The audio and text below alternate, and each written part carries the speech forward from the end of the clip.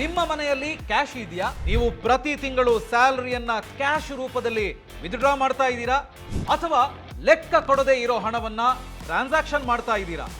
ನಿಮ್ಮಲ್ಲಿರೋ ಹಣಕ್ಕೆ ಸರಿಯಾದ ಲೆಕ್ಕ ದಾಖಲೆಗಳು ಇಲ್ಲ ಅಂದ್ರೆ ಹುಷಾರಾಗಿರಿ. ಇನ್ಕಮ್ ಟ್ಯಾಕ್ಸ್ ಡಿಪಾರ್ಟ್ಮೆಂಟ್ ಯಾವಾಗ ಬೇಕಾದರೂ ನಿಮ್ಮ ಮನೆಯ ಕದ ತಟ್ಟಬಹುದು. ಹೌದು, ಸರ್ಕಾರ ಒಂದು ಹೊಸ ರೂಲ್ಸ್ ಅನ್ನ ಜಾರಿಗೆ ತಂದಿದೆ. ನೀವು ಎಷ್ಟು ಹಣವನ್ನ ವಿತ್ಡ್ರಾ ಮಾಡಬೇಕು ಅಂತ ಅದಕ್ಕೊಂದು ಲಿಮಿಟ್ ಇಟ್ಟಿದ್ದಾರೆ. ಆ ಲಿಮಿಟ್ ಏನಾದರೂ ಕ್ರಾಸ್ ಆಗಿ ಜಾಸ್ತಿ ವಿತ್ಡ್ರಾ ಮಾಡಿದ್ರಿ ಅಂತ ಹೇಳಿದ್ರೆ 84% ವರೆಗೆ ಫೈನು ಅಥವಾ ಪೆನಲ್ಟಿ ಕಟ್ಟಬೇಕಾಗಿ ಬರುತ್ತೆ. ಉದಾಹರಣೆಗೆ 20,000 ರೂಪಾಯಿ ಕ್ಯಾಶ್ ವಿತ್ಡ್ರಾ ಅಂತ ಅನ್ಕೊಳ್ಳಿ. ನೋಡೋದಕ್ಕೆ ಸಣ್ಣ ಅಮೌಂಟು, ಆದರೆ ರೂಲ್ಸ್ ಫಾಲೋ ಮಾಡದೆ ಹೋದ್ರೆ, ಆ ಹಣಕ್ಕೆ ಲೆಕ್ಕ ಇಲ್ಲದೆ ಇದ್ರೆ, ಪ್ರೂಫ್ ಇಲ್ಲದೆ ಇದ್ರೆ, ಇನ್ಕಮ್ ಟ್ಯಾಕ್ಸ್ ಡಿಪಾರ್ಟ್ಮೆಂಟ್ ಗಮನಕ್ಕೆ ಅದು ಬಂತು ಅಂತಾದ್ರೆ 20,000ಕ್ಕೆ ನೀವು 16,800 ರೂಪಾಯಿವರೆಗೆ ಫೈನ್ ಕಟ್ಟಬೇಕಾಗತ್ತೆ. ಇದೇನ್ ರೂಲ್ಸ್ ರೀ? ನನ್ನ ಸ್ಯಾಲರಿಯನ್ನ ಹಣವನ್ನ ವಿತ್ಡ್ರಾ ಮಾಡೋದಕ್ಕೆ, ನನ್ನ ಹಣವನ್ನ ಟ್ರಾನ್ಸಾಕ್ಷನ್ ಮಾಡೋದಕ್ಕೆ ರೂಲ್ಸಾ ಅಂತ ನೀವು ಕೇಳ್ಬೋದು. ಎಸ್, ಅದನ್ನೇ ನಾನೀಗ ಹೇಳ್ತೀನಿ. ಹಾಗಿದ್ರೆ ಏನಿದು ಹೊಸ ರೂಲ್ಸು? ಇದು ಹೇಗೆ ವರ್ಕ್ ಆಗುತ್ತೆ? ಈ ರೂಲ್ಸ್ ಅನ್ನ ಫಾಲೋ ಮಾಡ್ತಾ ನಾವು ಸೇಫ್ ಆಗಿ ಟ್ರಾನ್ಸಾಕ್ಷನ್ ಮಾಡೋದು ಹೇಗೆ? ಎಲ್ಲವನ್ನ ಇನ್ ಡೀಟೇಲ್ ಆಗಿ ಹೇಳ್ತೀನಿ ಈ ವಿಡಿಯೋದಲ್ಲಿ. ಕಂಪ್ಲೀಟ್ ಆಗಿ ನೋಡಿ. ಹಾಯ್, ಹಲೋ, ನಮಸ್ಕಾರ, ವೆಲ್ಕಮ್ ಟು ಬಾಸ್ ವಾಲಾ. ನಾನು ಶೇಷಕೃಷ್ಣ ಭಟ್. ಇನ್ಕಮ್ ಟ್ಯಾಕ್ಸ್ನ ಈ ಹೊಸ ರೂಲ್ಸು ಹೇಗೆ ವರ್ಕ್ ಆಗುತ್ತೆ, ಹೇಗೆ ಅಪ್ಲೈ ಆಗುತ್ತೆ ಅಂತ ಹೇಳುವಂಥದ್ದನ್ನ ಡೀಟೇಲ್ ಆಗಿ ನಾನು ನಿಮಗೆ ಹೇಳ್ತಾ ಹೋಗ್ತೀನಿ. ಆದರೆ ಮೊದಲಿಗೆ ಒಂದು ವಿಷಯ ಹೇಳ್ಬಿಡ್ತೀನಿ. ಇಲ್ಲಿ ಕ್ಯಾಶ್ ಅಂತ ಹೇಳಿದ್ರೆ ಫಿಸಿಕಲ್ ಆಗಿ ನೋಟುಗಳನ್ನ ಕೈಯಲ್ಲಿ ಕೊಡೋ ಕ್ಯಾಶ್ ಮಾತ್ರ ಅಲ್ಲ, ನಿಮ್ಮ ಬ್ಯಾಂಕಿಗೆ ಬರುವಂಥ ಹಣವನ್ನು ಕೂಡ ಕ್ಯಾಶ್ ಟ್ರಾನ್ಸಾಕ್ಷನ್ ಅಂತಾನೆ ಪರಿಗಣಿಸೋದು. ನೋಡಿ, ಎಷ್ಟೋ ಜನ ಹ್ಯಾಂಡ್ ಲೋನ್ ಅಂದ್ರೆ ಕೈ ಸಾಲ ಪಡ್ಕೋತೀವಿ. ಜಸ್ಟ್ ಒಂದು ತಿಂಗಳಿಗೆ ಅಂತ ನಮಗೆ ಗೊತ್ತಿರೋದ್ರಿಂದ 20,000 ರೂಪಾಯಿನೋ 30,000 ರೂಪಾಯಿನೋ ತಗೋತೀವಿ ಅಲ್ವಾ?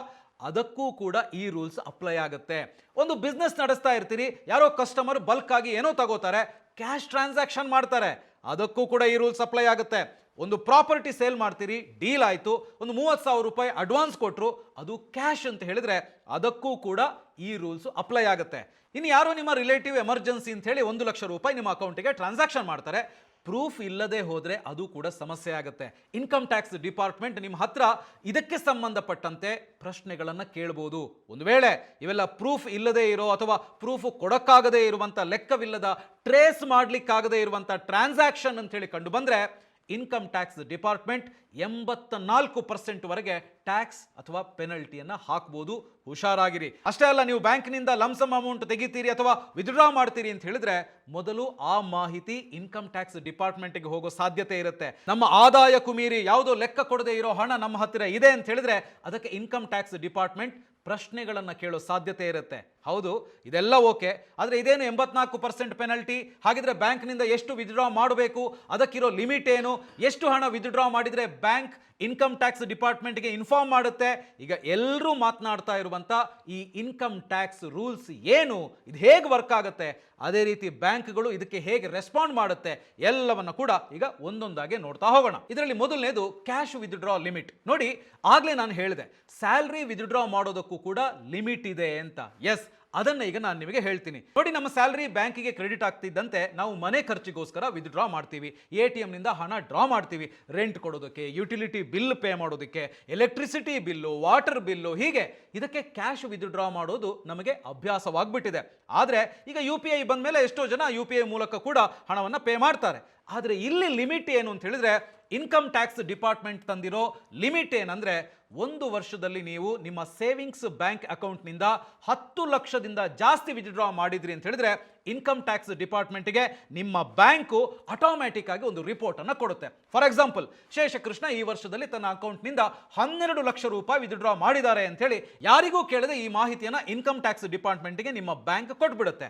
ಒಂದು ವೇಳೆ ಇನ್ಕಮ್ ಟ್ಯಾಕ್ಸ್ ಡಿಪಾರ್ಟ್ಮೆಂಟ್ಗೆ ನಿಮ್ಮ ಅಕೌಂಟ್ನಲ್ಲಿ ನಡೆದಿರುವಂಥ ಈ ಟ್ರಾನ್ಸಾಕ್ಷನ್ ಇದೆಯಲ್ಲ, ಇದು ಅನ್ಯೂಶುವಲ್ ಅಥವಾ ಅನುಮಾನಾಸ್ಪದ ಅಂತ ಹೇಳಿ ಕಂಡು ಬಂದ್ರೆ ಯಾಕೆ ಅಷ್ಟು ಕ್ಯಾಶ್ ತಗೊಂಡಿದ್ದೀರಿ, ಆ ಕ್ಯಾಶ್ ಅನ್ನ ಏನು ಮಾಡಿದಿರಿ ಅಂತ ಹೇಳಿ ನಿಮಗೆ ಎಕ್ಸ್ಪ್ಲನೇಷನ್ ಕೇಳಬಹುದು. ಹಾಗೇನೆ ಈ ಕ್ಯಾಶ್ ವಿತ್ಡ್ರಾಗೆ ಸಂಬಂಧಿಸಿದಂತೆ ಒಂದು ರೂಲ್ ಆಲ್ರೆಡಿ ಜಾರಿಯಲ್ಲಿದೆ. ಅದೇನು ಅಂತ ಹೇಳಿದ್ರೆ 20 ಲಕ್ಷಕ್ಕಿಂತ ಜಾಸ್ತಿ ಹಣವನ್ನು ನೀವು ವಿತ್ಡ್ರಾ ಮಾಡಿದ್ರಿ ಅಂತ ಹೇಳಿದ್ರೆ ಬ್ಯಾಂಕ್ಗಳು ಏನು ಮಾಡ್ತವೆ, TDS ಡಿಡಕ್ಟ್ ಮಾಡ್ತವೆ, ಟ್ಯಾಕ್ಸ್ ಡಿಡಕ್ಷನ್ ಎಟ್ ಸೋರ್ಸ್ ಅಂತ ಹೇಳ್ತೀವಿ. ಅಂದ್ರೆ ನಿಮ್ಮ ಅಕೌಂಟ್ಗೆ ಪ್ರತಿ ತಿಂಗಳು 2 ಲಕ್ಷ, ಇನ್ನೊಂದು ತಿಂಗಳು 3 ಲಕ್ಷ, ಇನ್ನೊಂದು ತಿಂಗಳು 1 ಲಕ್ಷ, ಹೀಗೆ ನಿಮ್ಮ ಅಕೌಂಟ್ಗೆ ಹಣ ಬಂದಿದೆ, ನೀವು 1 ವರ್ಷದಲ್ಲಿ 20 ಲಕ್ಷಕ್ಕೂ ಹೆಚ್ಚು ಹಣವನ್ನು ವಿತ್ಡ್ರಾ ಮಾಡಿದ್ದೀರಿ ಅಂತ ಹೇಳಿದ್ರೆ ಅದಕ್ಕೆ TDS ಬೀಳುತ್ತೆ. ಹೀಗೆ TDS ಒಂದು 10% ಡಿಡಕ್ಟ್ ಆಗಿದೆ ಅಂತ ಅನ್ಕೊಳ್ಳಿ. ಆ TDS ಅನ್ನ ಮತ್ತೆ ನೀವು ತೆಗೆದುಕೊಳ್ಳಬೇಕು ಅಂತ ಹೇಳಿದ್ರೆ ITR ಫೈಲ್ ಮಾಡಬೇಕಾಗತ್ತೆ. ಅಲ್ಲಿ ನೀವು ಡಿಕ್ಲೇರ್ ಮಾಡಬೇಕು ಈ ಹಣ ಎಲ್ಲಿಂದ ಬಂತು, ಸೋರ್ಸ್ ಏನು ಅಂತ. ಸ್ಯಾಲರಿ ಇನ್ಕಮ್, ಬಿಸ್ನೆಸ್ ಇಂದ ಬಂದಿರುವಂತ ಆದಾಯನ, ಅಥವಾ ಪ್ರಾಪರ್ಟಿ ಏನಾದರೂ ಸೇಲ್ ಮಾಡಿ ಅದರಿಂದ ಬಂದಿರುವಂತ ಆದಾಯನ, ಹೀಗೆ ಪಿನ್ ಟು ಪಿನ್ ನೀವಲ್ಲಿ ಡಿಕ್ಲೇರ್ ಮಾಡಬೇಕಾಗತ್ತೆ. ಹೀಗೆ ಡಿಕ್ಲೇರ್ ಮಾಡಿದ ನಂತರ ಇನ್ಕಮ್ ಟ್ಯಾಕ್ಸ್ ಡಿಪಾರ್ಟ್ಮೆಂಟ್ ನಿಮ್ಮ ಡಿಕ್ಲರೇಷನ್ ಅನ್ನ ಸ್ಕ್ರೂಟಿನೈಸ್ ಮಾಡಿ ಪ್ರೂಫ್ ಎಲ್ಲ ಕರೆಕ್ಟ್ ಇದೆ ಅಂತ ಹೇಳಿದ್ರೆ TDS ಅಮೌಂಟ್ ಅನ್ನ ನಿಮಗೆ ಟ್ರಾನ್ಸ್ಫರ್ ಮಾಡುತ್ತೆ. ಇನ್ನು ನೆಕ್ಸ್ಟ್, ನೀವೊಂದು ಪ್ರಾಪರ್ಟಿಯನ್ನು ಸೇಲ್ ಮಾಡಬೇಕು ಅಂತ ಅನ್ಕೊಂಡಿದ್ದೀರಿ. ಆ ಪ್ರಾಪರ್ಟಿ ವ್ಯಾಲ್ಯೂ ತುಂಬ ಕಡಿಮೆ ಇದೆ ಅಂತ ಹೇಳಿ ತಗೊಳ್ಳೋಣ. ಉದಾಹರಣೆಗೆ 2 ಲಕ್ಷ ರೂಪಾಯಿ ಅಂತ ಹೇಳಿ. ಸೊ 2 ಲಕ್ಷಕ್ಕೆ ಒಂದು ಡೀಲ್ ಮಾತಾಡಿರ್ತೀರಿ. ನಿಮ್ಮ ಊರಲ್ಲಿರುವಂಥ ಪ್ರಾಪರ್ಟಿ ಅಂತ ಹೇಳಿ ಇಟ್ಕೊಳ್ಳೋಣ. ನಿಮ್ಮ ಈ ಪ್ರಾಪರ್ಟಿಯನ್ನು ತಗೊಳ್ಳುವಂಥವ್ರು ಇದಾರಲ್ಲ, ಅವರು ನಿಮಗೆ ಅಡ್ವಾನ್ಸ್ ಆಗಿ ಒಂದು 30,000 ರೂಪಾಯಿಯನ್ನು ಕ್ಯಾಶ್ ಆಗಿ ಕೊಟ್ಟಿದ್ದಾರೆ ಅಂತ ಇಟ್ಕೊಳ್ಳೋಣ. ಇದೇನಾದರೂ ಅನ್ಯೂಶುವಲ್ ಅಂತೇಳಿ ಏನಾದ್ರು ಅನ್ನಿಸಿದ್ರೆ, ಅನುಮಾನಾಸ್ಪದ ಅಂತೇಳಿ ಏನು ಅನ್ನಿಸಿದ್ರೆ, ಇನ್ಕಮ್ ಟ್ಯಾಕ್ಸ್ ಡಿಪಾರ್ಟ್ಮೆಂಟ್ ಈ 30,000 ರೂಪಾಯಿ ಟ್ರಾನ್ಸಾಕ್ಷನ್ ಬಗ್ಗೆ ನಿಮ್ಮನ್ನ ಕೇಳ್ಬೋದು. ಹಾಗೆ ಇದಕ್ಕೆ ಸೊಲ್ಯೂಷನ್ ಏನು?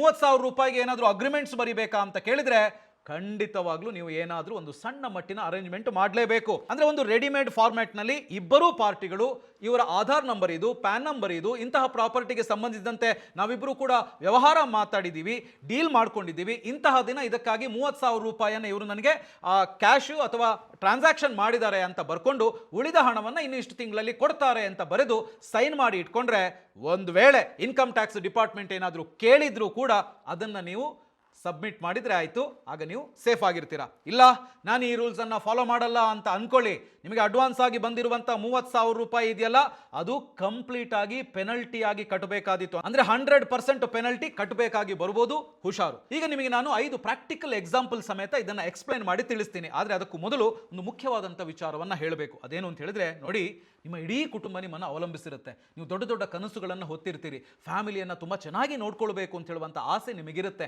ಹಾಗಾಗಿ ಸಾಲ ಸೋಲ ಕೂಡ ಮಾಡಿರ್ತೀರಿ. ಆದರೆ ಒಂದು ವೇಳೆ ಆಕಸ್ಮಿಕವಾಗಿ ನಿಮಗೇನಾದರೂ ಆಯಿತು ಅಂತ ಹೇಳಿದ್ರೆ, ನಿಮ್ಮನ್ನೇ ಅವಲಂಬಿಸಿರುವಂಥ ನಿಮ್ಮ ಕುಟುಂಬದ ಕಥೆ ಏನಾಗ್ಬೋದು ಅಂತೇಳಿ ಯೋಚನೆ ಮಾಡಿ. ನಿಮ್ಮಿಂದ ಬರ್ತಾ ಇದ್ದಂಥ ಆದಾಯ ಸಡನ್ ಆಗಿ ನಿಂತೋಗ್ಬಿಡುತ್ತೆ. ಆದರೆ ನೀವು ಮಾಡಿರುವಂಥ ಸಾಲ ಫ್ಯಾಮಿಲಿ ತಲೆಗೆ ಬರುತ್ತೆ. ಫ್ಯಾಮಿಲಿ ನಡೆಸೋದಕ್ಕೆ ಬೇಕಾದ ಹಣ ಕೂಡ ಅವರೇ ಹೊಂದಿಸಬೇಕಾಗತ್ತೆ. ಅಂದರೆ ಸಿಕ್ಕಾಪಟ್ಟೆ ಸಮಸ್ಯೆ ನಿಮ್ಮ ಕುಟುಂಬಕ್ಕೆ ಬಂದ್ಬಿಡುತ್ತೆ. ಅದಾಗಬಾರ್ದು ಅಂತ ಹೇಳಿದ್ರೆ ಏನು ಮಾಡಬೇಕು? ಟರ್ಮ್ ಇನ್ಶೂರೆನ್ಸ್ ಮಾಡಿಸ್ಬೇಕು. ನೋಡಿ, ಭಾವನಾತ್ಮಕವಾಗಿ ಆದ ನಷ್ಟವನ್ನು ಇಲ್ಲಿ ಭರಿಸೋದಕ್ಕೆ ಸಾಧ್ಯನೇ ಇಲ್ಲ. ಆದರೆ ಆರ್ಥಿಕವಾಗಿ ನೀವು ಇಲ್ಲದೇ ಇದ್ರೂ ಕೂಡ ನಿಮ್ಮ ಕುಟುಂಬವನ್ನ ನೀವಿಲ್ಲದೆ ಹೋದ್ರೂ ಕೂಡ ಸದೃಢರನ್ನಾಗಿ ಮಾಡಿಸೋದಕ್ಕೆ ಸಾಧ್ಯ. ಅದು ಟರ್ಮ್ ಇನ್ಶೂರೆನ್ಸ್ ಮೂಲಕ. ಇದೆಲ್ಲ ಹೌದು. ಯಾವ ಟರ್ಮ್ ಇನ್ಶೂರೆನ್ಸ್ ತಗೊಳ್ಳೋದು ಅಂತ ನೀವು ಕೇಳ್ಬೋದು. ನೋಡಿ, Axis Max life insurance link ಅನ್ನು ಡಿಸ್ಕ್ರಿಪ್ಷನ್ ಅಲ್ಲಿ ಕೊಟ್ಟಿರ್ತೀನಿ, ಕ್ಲಿಕ್ ಮಾಡಿ ನೀವು ತಗೋಬಹುದು. ಇದರ ಕೀ ಫೀಚರ್ ಏನು ಅಂತ ಹೇಳ್ತೀನಿ ನೋಡಿ. ಇವಾಗ ಮೊದಲನೇದಾಗಿ ನಿಮಗೆ ಸೆಕ್ಷನ್ 80C ಹಾಗೂ 80D ಅಡಿಯಲ್ಲಿ 54,000 ರೂಪಾಯಿನಷ್ಟು ಟ್ಯಾಕ್ಸ್ ಬೆನಿಫಿಟ್ ಸಿಗುತ್ತೆ. ಹಾಗೆಯೇ ಇದರಲ್ಲಿ ನಿಮಗೆ ತಿಂಗಳಿಗೆ 578 ರೂಪಾಯಿಯಿಂದ ಪ್ರೀಮಿಯಂ ಸ್ಟಾರ್ಟ್ ಆಗುತ್ತೆ. ನಿಮ್ಮ ವಯಸ್ಸಿಗೆ ಮತ್ತು ಆರೋಗ್ಯ ಸ್ಥಿತಿಗಳಿಗೆ ಅನುಗುಣವಾಗಿ ಪ್ರೀಮಿಯಂ ಬದಲಾಗುತ್ತೆ. ನೀವು 1 ಕೋಟಿಯವರೆಗೂ ಕೂಡ ಕವರೇಜ್ ಪಡ್ಕೊಳ್ಳೋದಕ್ಕೆ ಇಲ್ಲಿ ಅವಕಾಶ ಇದೆ. ಇನ್ನು ಕ್ಲೈಮ್ ಸೆಟಲ್ಮೆಂಟ್ ರೇಷಿಯೋ ತುಂಬಾ ಇಂಪಾರ್ಟೆಂಟ್. ಈ ಕ್ಲೈಮ್ ಸೆಟಲ್ಮೆಂಟ್ ರೇಷಿಯೋ ನೋಡಿದ್ರೆ 99.7% ಇದೆ. ಅಂದ್ರೆ ಎಲಿಜಿಬಲ್ ಕ್ಲೈಮ್ಸ್ ಬಂದಾಗ ಇವರು 100 ಕ್ಲೈಮ್ಸ್ ನಲ್ಲಿ 99.7 ಜನರಿಗೆ ಕ್ಲೈಮ್ ಸೆಟಲ್ಮೆಂಟ್ ಮಾಡಿದ್ದಾರೆ.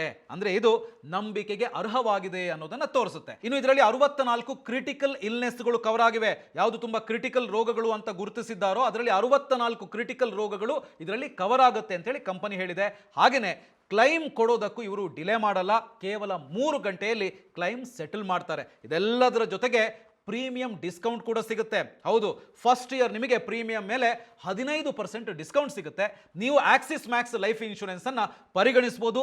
ಲಿಂಕ್ ಅನ್ನ ಡಿಸ್ಕ್ರಿಪ್ಷನ್ ಅಲ್ಲಿ ಕೊಟ್ಟಿರ್ತೀನಿ, ಅದನ್ನ ಕ್ಲಿಕ್ ಮಾಡಿ ನೀವು ಖರೀದಿಸಬಹುದು. ಇನ್ನು ಆಗ್ಲೇ ನಾನು ಹೇಳ್ತಾ ಇದ್ದೆ ನಿಮಗೆ ಇನ್ಕಮ್ ಟ್ಯಾಕ್ಸ್ ಹೊಸ ರೂಲ್ಸ್ಗೆ ಸಂಬಂಧಪಟ್ಟಂತೆ 5 ಪ್ರಾಕ್ಟಿಕಲ್ ಎಕ್ಸಾಂಪಲ್ ಸಮೇತ ಎಕ್ಸ್ಪ್ಲೈನ್ ಮಾಡ್ತೀನಿ ಅಂತ ಹೇಳಿ. ಈಗ ಅದನ್ನ ನೋಡ್ತಾ ಹೋಗೋಣ. ನೋಡಿ, ಒಬ್ಬ ರೈತರು ತಮ್ಮ ಜಮೀನನ್ನ ಮಾರಾಟ ಮಾಡಿದ್ರು ಅಂತ ಇಟ್ಕೊಳ್ಳೋಣ. ಅದಕ್ಕೆ ಸುಮಾರು 5 ಲಕ್ಷ ರೂಪಾಯಿ ಬಂತು. ಅದು ಅಕೌಂಟ್ಗೆ ಬಂತಲ್ವಾ?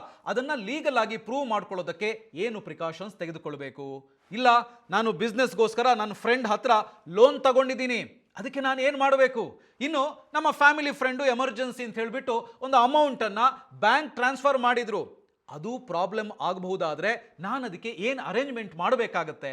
ಇನ್ನು ನಾನೊಂದು ಬಿಸ್ನೆಸ್ ಮಾಡ್ತಾ ಇದ್ದೀನಿ, ನನ್ನ ಬಿಸ್ನೆಸ್ ಪಾರ್ಟ್ನರು ನನಗೆ ಅಮೌಂಟ್ ಕೊಟ್ಟಿದ್ದಾರೆ, ಒಂದು 2 ಲಕ್ಷ ರೂಪಾಯಿ ನಾನು ತೆಗೆದುಕೊಳ್ಬೇಕು ಅಂತ ಹೇಳಿದ್ರೆ ನಾನು ಏನೇನು ಪ್ರಿಕಾಷನ್ಸ್ ಅನ್ನ ತೆಗೆದುಕೊಳ್ಬೇಕು? ಇಲ್ಲ ಒಂದು ಬಿಸ್ನೆಸ್ ಇನ್ಕಮ್ ಬಂದಿದೆ ಅಥವಾ ರೆಗ್ಯುಲರ್ ಆಗಿ ನನಗೆ ಕ್ಯಾಶ್ ಫ್ಲೋ ಇದೆ, ಅಂದ್ರೆ ಡೈಲಿ 3,000 4,000 5,000 ಟ್ರಾನ್ಸಾಕ್ಷನ್ ಆಗ್ತಾ ಇರುತ್ತೆ ಅಂದ್ರೆ ಆಗ ನಾನು ಹೇಗೆ ಸೇಫ್ ಗಾರ್ಡ್ ಮಾಡ್ಕೋಬೇಕು?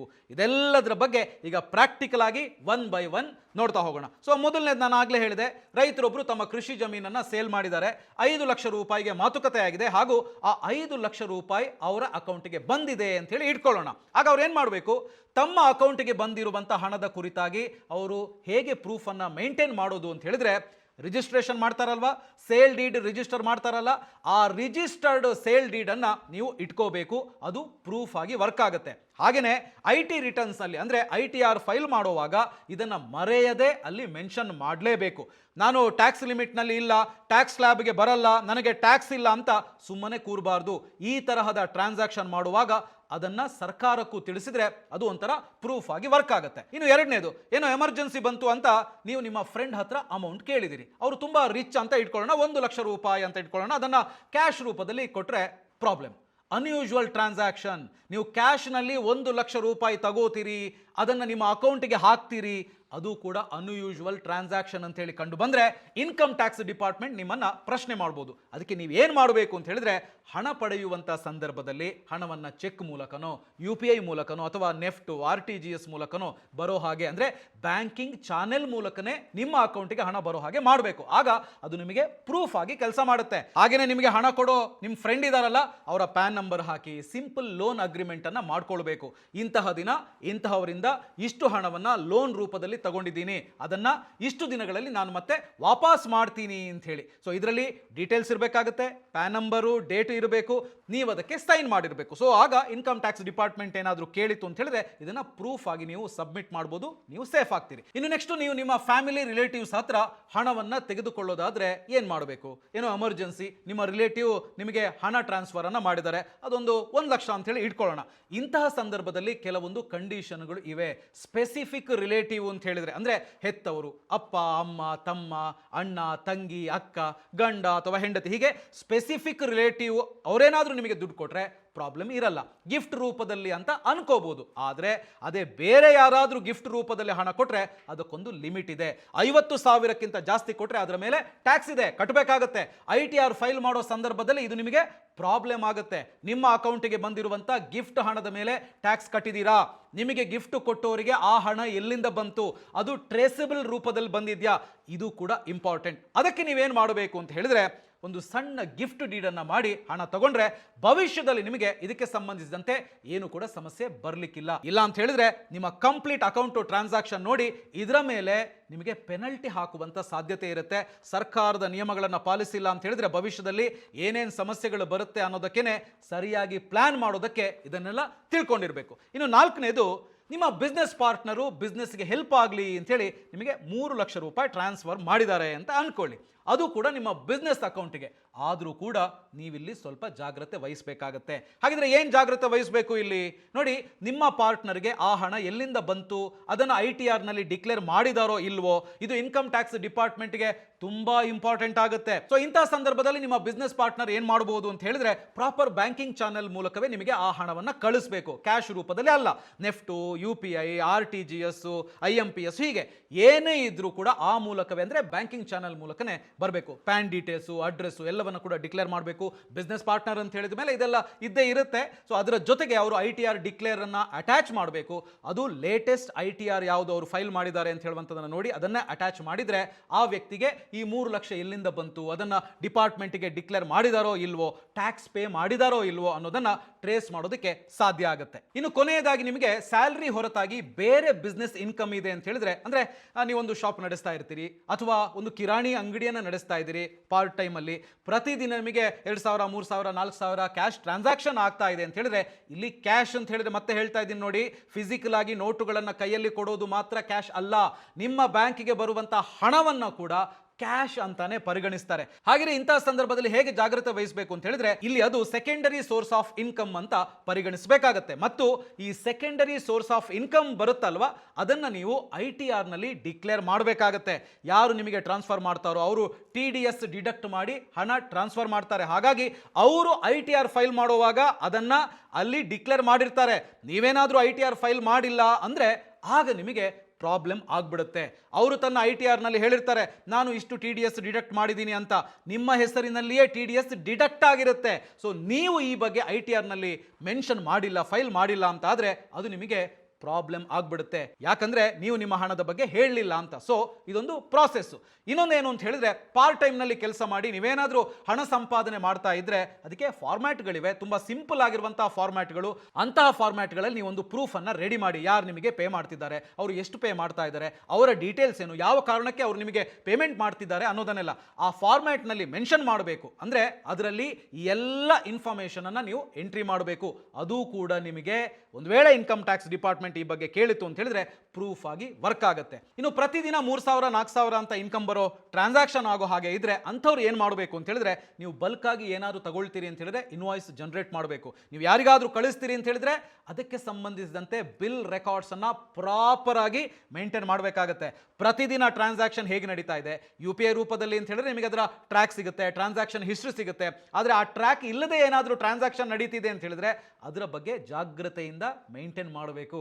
ಅದನ್ನ ಬ್ಯಾಂಕಿಂಗ್ ಚಾನಲ್ ಮೂಲಕನೇ ರಿಸೀವ್ ಮಾಡಬೇಕು. ಆಗ ನೀವು ಸೇಫ್ ಆಗಿರ್ತೀರಿ. ಇನ್ನು GST ಬಗ್ಗೆ ಕೆಲವೊಂದು ಲಿಮಿಟ್ಸ್ ಇವೆ, ನಿಮಗೂ ಕೂಡ ಗೊತ್ತಿರಬಹುದು. ಸರ್ವಿಸ್ ಬಿಸ್ನೆಸ್ ಅಂತ ಹೇಳಿದ್ರೆ 20 ಲಕ್ಷ, ಪ್ರಾಡಕ್ಟ್ ಬಿಸ್ನೆಸ್ ಅಂತ ಹೇಳಿದ್ರೆ 40 ಲಕ್ಷ, ಹೀಗೆ ಆನ್ಯುವಲ್ ಲಿಮಿಟ್ ಇದೆ. ಈ ಲಿಮಿಟ್ ಏನಾದರೂ ಕ್ರಾಸ್ ಆಯಿತು ಅಂತ ಹೇಳಿದ್ರೆ ನೀವು ಸ್ವಯಂ ಆಗಿ GST ಅನ್ನ ಕಟ್ಟಬೇಕಾಗತ್ತೆ. ಈ ರೀತಿ ಕೂಡ ಒಂದು ಟ್ರೇಸಬಲ್ ಇರುತ್ತೆ. ಇಷ್ಟೆಲ್ಲ ನಾವು ಡಿಸ್ಕಸ್ ಮಾಡಿದ್ವಲ್ಲ, ಇದರಲ್ಲಿ ಮೇನ್ ಏನು ಅಂತ ಹೇಳಿದ್ರೆ ಟ್ರೇಸಬಿಲಿಟಿ. ನಿಮಗೆ ಹಣ ಎಲ್ಲಿಂದ ಬಂತು, ಯಾರು ಕೊಟ್ಟರು, ಯಾಕೆ ಕೊಟ್ಟರು, ಉದ್ದೇಶ ಏನು, ನಿಮಗೆ ದುಡ್ಡು ಬಂತಲ್ವಾ ಅದನ್ನು ಸರ್ಕಾರಕ್ಕೆ ನೀವು ತಿಳಿಸಿದಿರೋ ಇಲ್ವೋ, ಇಷ್ಟೇ. ನೀವೇನಾದರೂ ಮುಚ್ಚಿಡೋದಕ್ಕೆ ಟ್ರೈ ಮಾಡಿದ್ರಿ ಅಥವಾ ಸಿಸ್ಟಮ್ನಲ್ಲಿ ರಿಪೋರ್ಟ್ ಮಾಡದೆ ಅನ್ಯ ಮಾರ್ಗಗಳನ್ನು ಹುಡುಕೋದಕ್ಕೆ ಮುಂದಾದ್ರಿ ಅಂತ ಹೇಳಿದ್ರೆ ಅದು ಸರ್ಕಾರಕ್ಕೆ ಗೊತ್ತಾಗ್ಬಿಡುತ್ತೆ. ನಿಮ್ಮ UPI ಟ್ರಾನ್ಸಾಕ್ಷನ್ ಬಗ್ಗೆ ಸರ್ಕಾರಕ್ಕೆ ಗೊತ್ತಿದೆ, ನಿಮ್ಮ ಬ್ಯಾಂಕ್ ಅಕೌಂಟ್ಗೆ ಪಾನ್ ಕಾರ್ಡ್ ಲಿಂಕ್ ಆಗಿದೆ, ಆಧಾರ್ ಕಾರ್ಡ್ ಲಿಂಕ್ ಆಗಿದೆ. ಸೊ ನೀವು ನಿಮ್ಮ ಅಕೌಂಟ್ ಅನ್ನ ಸರ್ಕಾರಕ್ಕೆ ಗೊತ್ತಾಗದೆ ಇರೋ ರೀತಿಯಲ್ಲಿ ಮೇಂಟೈನ್ ಮಾಡೋದಕ್ಕೆ ಸಾಧ್ಯ ಇಲ್ಲ. ಇನ್ನು ನಿಮಗೆ ಹಣ ಯಾರು ಕೊಡ್ತಾರೋ ಅವರು ನಿಮಗೆ ಕೊಡೋದನ್ನ ಸಿಸ್ಟಮ್ನಲ್ಲಿ ಡಿಕ್ಲೇರ್ ಮಾಡಿದ್ದಾರೆ ಅಂತ ಹೇಳಿದ್ರೆ ನೀವು ಆ ಹಣವನ್ನ ಮುಚ್ಚಿಡೋದಕ್ಕೆ ಸಾಧ್ಯ ಇಲ್ಲ. ಅದು ಗೊತ್ತಾಗೇ ಆಗುತ್ತೆ. ಇದೇನೋ ಲೆಕ್ಕ ಮ್ಯಾಚ್ ಆಗ್ತಿಲ್ಲ ಅಂತ IT ನಿಮ್ಮನ್ನ ಕೇಳಬಹುದು. ಹಾಗಾಗಿ ಯಾವುದೇ ಹಣಕಾಸಿನ ಟ್ರಾನ್ಸಾಕ್ಷನ್ ವ್ಯವಹಾರಗಳಾಗ್ಲಿ ಅದು ಸಿಸ್ಟಮ್ನಲ್ಲೇ ಬರಬೇಕು. ಸಿಸ್ಟಮ್ನಲ್ಲಿ ಅದು ಲೆಕ್ಕ ಪ್ರಕಾರವಾಗೇ ನಡಿಬೇಕು. ಬ್ಯಾಂಕಿಂಗ್ ಚಾನೆಲ್ ಮೂಲಕವೇ ನಡಿಬೇಕು. ಅಕೌಂಟೇಬಲ್ ಇಲ್ಲದೇ ಇರೋ ಅಂದ್ರೆ ಲೆಕ್ಕವಿಲ್ಲದೆ ಇರುವಂತ ಟ್ರಾನ್ಸಾಕ್ಷನ್ ಅನ್ನ ಯಾರು ಮಾಡಬಾರ್ದು.